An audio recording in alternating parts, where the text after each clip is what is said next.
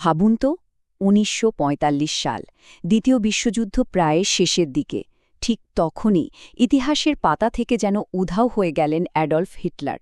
সরকারিভাবে যে গল্পটা আমরা জানি সেটা হলো তিনি আত্মহত্যা করেছেন।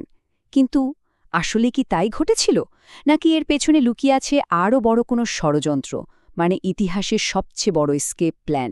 চলুন আজ এই রহস্যটাই খুঁজে বের করি। তো প্রশ্নটা খুবই সহজ, কিন্তু উত্তরটা মোটেও সহজ নয়। কোথায় গেলেন তিনি? এই একটা প্রশ্নই যুগের পর যুগ ধরে ঐতিহাসিকদের রাতের ঘুম কেড়ে নিয়েছে আর জন্ম দিয়েছে এমন এক রহস্যের যা আজও আমাদের ভাবায়। আচ্ছা, এই রহস্যের গভীরে যেতে হলে সবার আগে আমাদের জানতে হবে অফিশিয়াল ভার্শনটা কি, মানে ইতিহাস বই আমাদের কি বলে।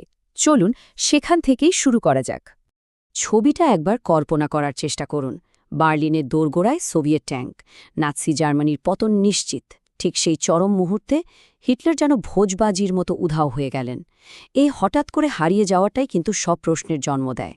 আর এই পুরো নাটকের মঞ্চটা কোথায় ছিল জানেন? বার্লিনের ঠিক মাঝখানে, মাটির অনেক গভীরে এক গোপন বাংকার, নাম দ্য ফিউরার বাংকার। বাইরের বোমা বর্ষণ, গোলার শব্দ সবকিছু থেকে আড়ালে এই কংক্রিটের গোলকধান্ডায় বসেই হিটলার তার প্রায় ভেঙে পড়া সাম্রাজ্য চালাচ্ছিলেন। আর বলা হয় এখানেই তার গল্পের শেষ পাতাটা লেখা হয়েছিল।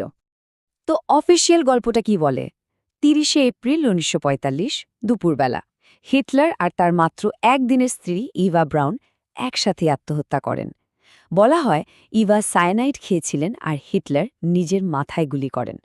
এরপর শত্রুর হাতে যেন তাদের মৃতদেহ না পড়ে সেই অপমানের ভয়ে তার অনুগত সৈনিকরা বডি দুটোকে বাংকারের বাগানে নিয়ে গিয়ে পেট্রোল দিয়ে পুড়িয়ে ফেলে। বেশ গোছানো একটা গল্প, তাই না? কিন্তু এখানে কি গল্পের শেষ, নাকি এখান থেকেই আসল রহস্যটা শুরু হচ্ছে? আর এই প্রশ্নটাই কিন্তু সব বিতর্ক উস্কে দেয়। কারণ সমস্যাটা হলো প্রমাণে। যে পোড়া দেহাবশেষ পাওয়া গিয়েছিল তা থেকে হিটলারকে নিশ্চিতভাবে চেনা প্রায় অসম্ভব ছিল।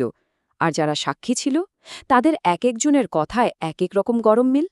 ব্যাপারটা বেশ গোলমেল, তাই না?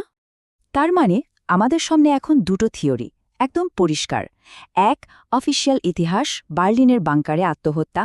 দুই, গবেষকদের দাবি সবকিছু নাটক, হিটলার আসলে পালিয়ে গিয়েছিলেন দক্ষিণ আমেরিকায়।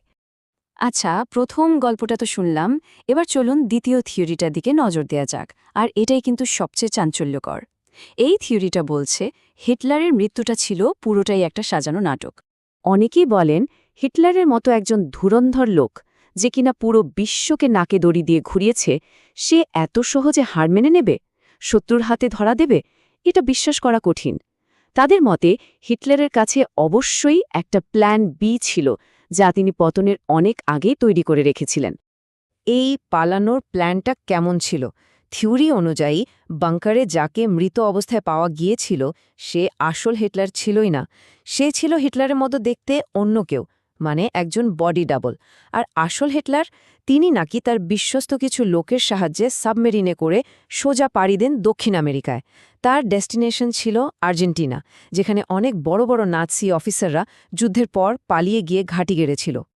আর এখানেই গল্পটা আরও জমে ওঠে, কারণ যুদ্ধের পরেও নাকি আর্জেন্টিনায় তাকে দেখা গিয়েছিল।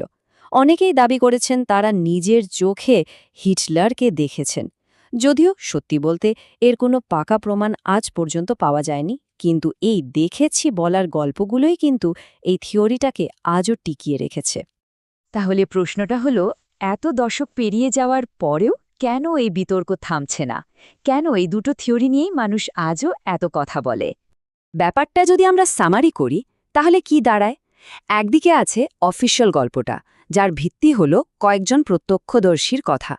আর অন্যদিকে আছে পালানোর থিওরিটা, যেটা দাঁড়িয়ে আছে কিছু অসঙ্গতি আর পরোক্ষ প্রমাণের ওপর। আসলে এই বিতর্কের মূল কারণ হল অকাট্য প্রমাণের অভাব। আর সবচেয়ে বড় ধাক্কাটা আসে ২০০৯ সালে। ভাবুন, সোভিয়েতরা বার্লিন থেকে যে মাথার খুলির অংশটা পেয়েছিল আর দশকের পর দশক ধরে হিটলারের বলে দাবি করে আসছিল, ডিএনএ টেস্টে দেখা গেল ওটা আসলে একজন মহিলার। এই একটা ঘটনায় কিন্তু সন্দেহের আগুনে আরও ঘি ঢেলে দেয়। তাহলে কোনটা সত্যি? আমাদের ইতিহাস বই যা বলে সেটা, নাকি এর আড়ালে লুকিয়ে থাকা এক বিরাট রহস্য? শেষ পর্যন্ত অ্যাডলফ হিটলারের ভাগ্যে ঠিক কী ঘটেছিল এই প্রশ্নটা বোধহয় ইতিহাসের অন্যতম সেরা আনসলভড মিস্ট্রি হয়ে থেকে যাবে।